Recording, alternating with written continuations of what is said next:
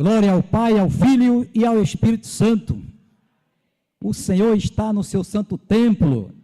Toda honra, toda glória seja dada a esse nome glorioso, o nome que está acima de todo nome, que é o nome bendito e glorioso de nosso Senhor e Salvador Jesus Cristo.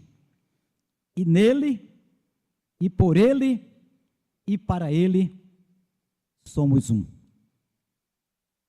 Somos um. Por Cristo anunciando a esperança. Quero parabenizar os irmãos, né, por terem feito esse entrelaçamento de temas. O tema da CBB e o tema da CBS. Somos um.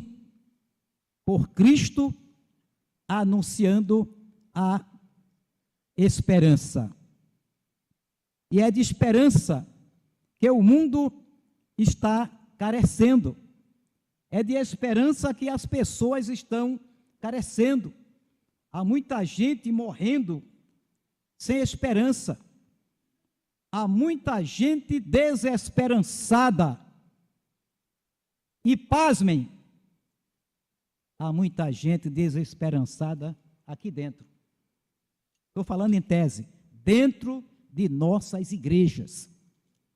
Há muita gente que perdeu a esperança, sim, porque existem muitos crentes, e quando eu digo crente, eu estou incluindo todo mundo, porque existem muitos pastores também, líderes, que perderam a esperança.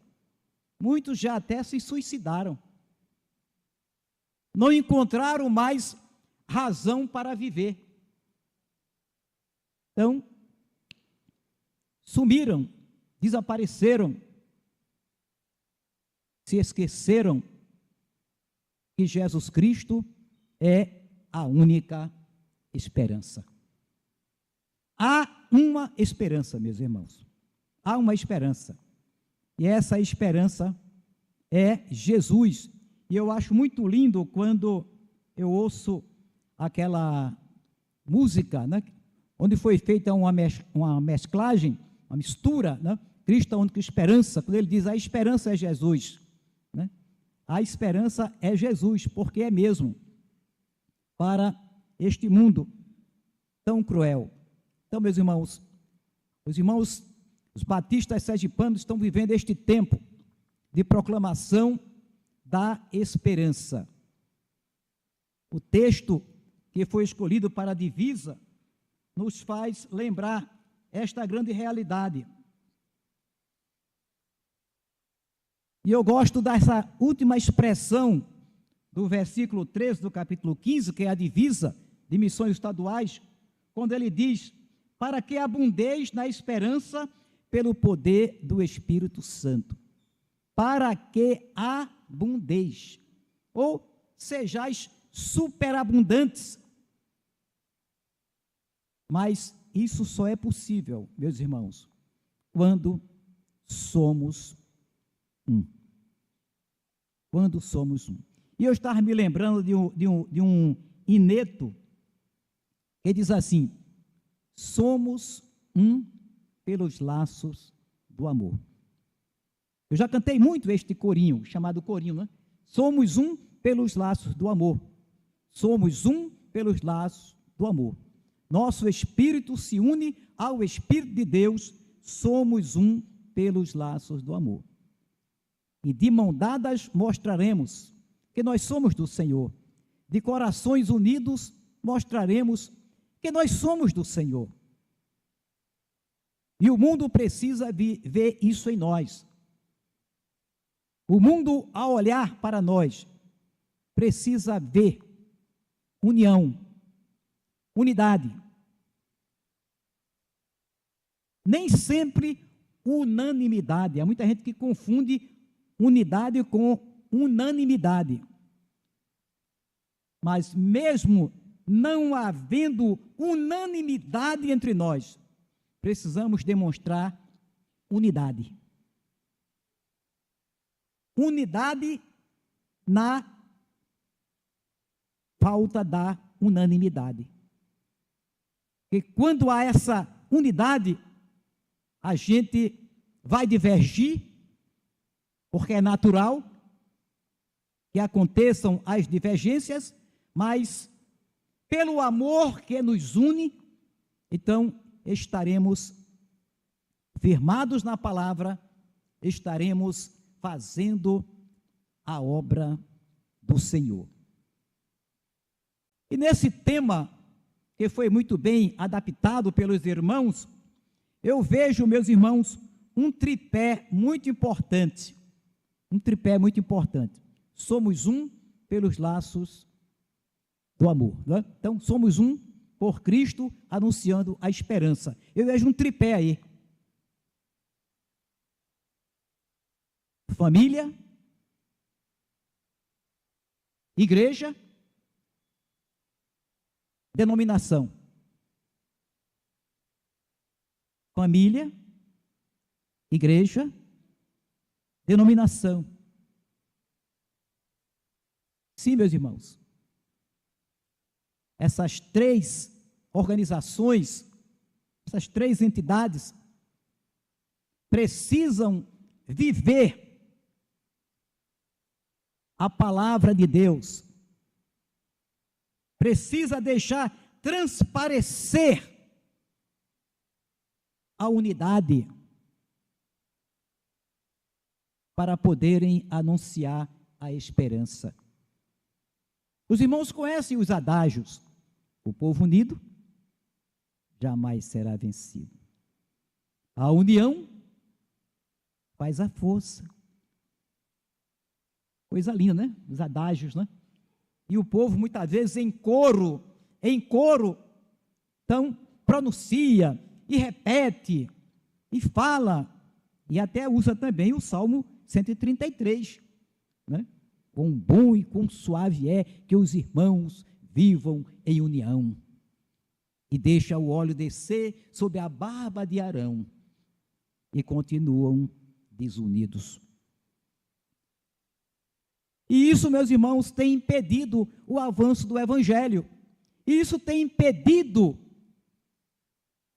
os cristãos de anunciarem esperança. Como é que nós iremos anunciar esperança quando o nosso coração não está em paz no seio da nossa família? Quando o nosso coração não está em paz no seio da nossa igreja? Quando o nosso coração não está em paz no convívio denominacional? Como anunciar esperança? Então, são coisas que devem ser refletidas. Devem ser refletidas. É preciso que o povo de Deus, então, se conscientizem desta verdade e que cada dia possam, então, viver os ensinamentos da palavra do nosso Deus. A família, como os irmãos sabem, é a célula máter de todo o organismo social. Foi instituída por Deus. Ela foi criada para trazer paz, equilíbrio. Então, a família unida, jamais ela será vencida. Nesses tempos em que nós estamos vivendo, muita coisa está acontecendo para trazer desunião, desentendimento, discórdia.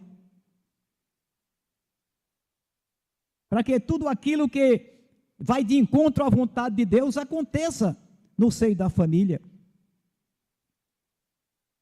E quando a família é uma família forte, a gente vai ter uma sociedade forte. A primeira agência do reino de Deus é a família.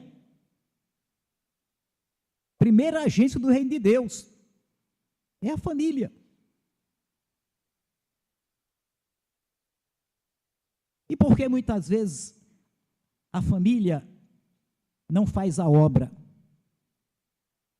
Porque a família não se entende. Muitas vezes a família só tem o nome de família, mas não há união entre os casais, não há união entre pais e filhos. Então a família não tem autoridade para ser exemplo. E lá onde ela reside, lá na casa, lá no apartamento, no condomínio ou na vila, então muitas vezes a família ela não está sendo uma referência. Não está sendo uma referência ali naquele local. Ao contrário, quantas vezes não acontece isso? A vizinhança fica aguardando o dia em que aquela família vai sair dali, vai se mudar, vai desaparecer, e certamente ela não vai fazer falta, porque não falta perturbação da ordem, quando ao contrário, deveria ser aquela família para levar esperança, através do testemunho para a sua vizinhança. Então é preciso, meus irmãos, entender, neste tempo,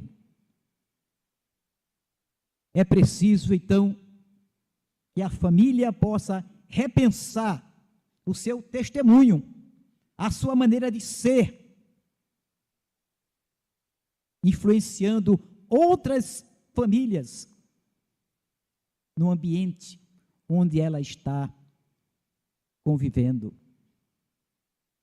Famílias fortes, igrejas fortes, meus irmãos. Então a igreja, ela começa em casa. Certa feita, alguém disse que muitas vezes os filhos não são orientados pelos pais, não são evangelizados pelos pais, não são conduzidos à salvação, porque os pais não devem esperar levar os filhos à igreja para, então, alguém falar de salvação para eles. Se você é crente, se você é um servo de Deus, você não deve esperar levar o seu filho para que, através de uma mensagem, o seu filho se converta. Não, em casa. E você vai falar do amor de Deus, que você vai influenciar os seus filhos, que você vai testemunhar para os seus filhos. Mas, às vezes, os pais não fazem isso, por causa do mau testemunho que eles dão perante os seus próprios filhos. Então, os filhos não veem nos pais uma referência de crente, de servo do Senhor, de alguém que tem um testemunho para ser imitado por eles. E é lamentável isso, meus irmãos. Mas quando a gente vive como pais o Evangelho, quando a gente testemunha, quando a gente deixa transparecer Cristo em nossas vidas para os nossos filhos, com certeza fica mais fácil para eles se converterem ao Evangelho. E é preciso repensarmos o nosso testemunho dentro dos nossos lares, se estamos cultivando o espírito de união dentro dos nossos lares. Somos um dentro dos nossos lares? Temos união dentro dos nossos lares? Se temos, aí temos autoridade para anunciar esperança lá fora. Porque o mundo, as outras famílias, estão aguardando o testemunho das nossas famílias, das famílias cristãs, para que eles creiam. E nós muito bem sabemos isso, que existem muitos crentes, muitas famílias cristãs que já influenciaram outras famílias com o seu testemunho de vida. Muitas pessoas, ao olharem para a família, para a casa do seu vizinho, encontraram ali um exemplo digno de ser seguido, e muitos, então, se converteram. Pai, mãe, filhos, entregaram as suas vidas a Jesus, porque viram na família do seu vizinho um exemplo digno a ser seguido. Somos um, por Cristo, anunciando a esperança através das nossas famílias. Famílias que têm sido um referencial de unidade, de união.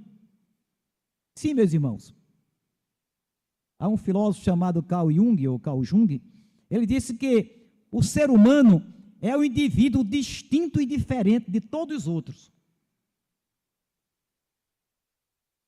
Uns são bem organizados, outros desorganizados, né? Uns falam muito, outros já são tranquilos, falam pouco. E vai por aí, são uma série de características que diferencia o ser humano. Mas, mesmo com as nossas diferenças, podemos em Cristo ser um para anunciar esperança. Sim, em família,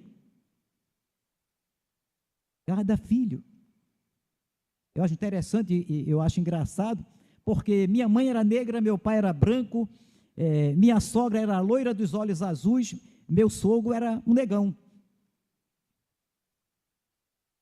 A irmã Giselda conhece a minha família, né? Então eu tenho um filho branco, tenho um filho moreno, tenho um filho negro. Assim, né, irmãos? Mas em Cristo somos um, né? Em Cristo somos um, irmãos. Ele faz a diferença no seio da família, irmã. Atentemos para esta verdade. Deus deseja usar a minha e a sua família. Primeira peça desse tripé, né?